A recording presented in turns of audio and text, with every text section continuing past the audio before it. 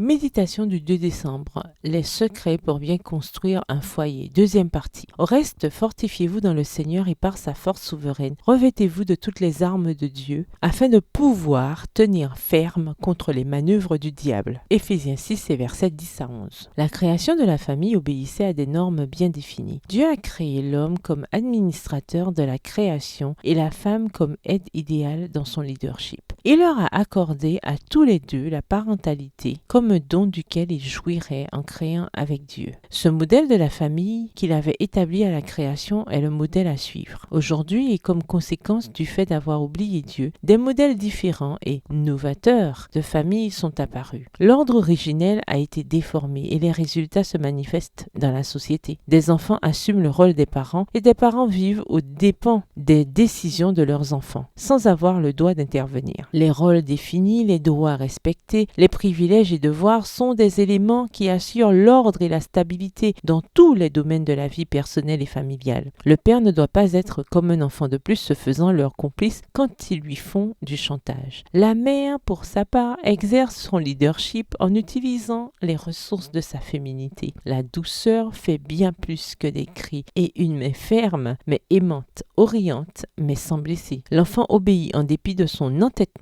quand il sait que ses parents veulent le meilleur pour lui. L'ordre de Dieu pour la famille est toujours en vigueur. Sous aucune circonstance, la Bible ne nous suggère de nous conformer au concept de la culture dominante quand ceux-ci sont contraires aux principes des Saintes Écritures. Nous ne devons pas nous conformer, mais nous transformer. Comme l'a bien dit l'éducateur Robert Maynard Hutchins, nous ne sommes pas venus au monde pour nous y adapter, mais pour le changer. Ma chère amie, vous qui êtes mère, prenez avec courage votre place dans votre famille et laissez les autres membres de votre famille le faire aussi en jouant leur propre rôle. Le modèle de Dieu est parfait. Prenez-le comme guide pour conduire votre famille jusqu'au foyer céleste. Bonne journée, que l'Éternel vous bénisse.